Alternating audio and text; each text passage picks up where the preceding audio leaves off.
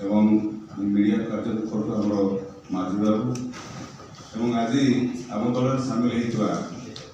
पूर्वतन चेयरमैन रुपेल काराम महाशय, Pratap Kumar Chaudhary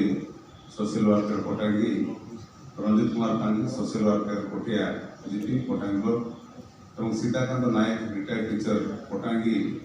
Gopal Chandra Sahu retired GPO Nandapur block एवं हरि गाडेरी कांग्रेस वर्कर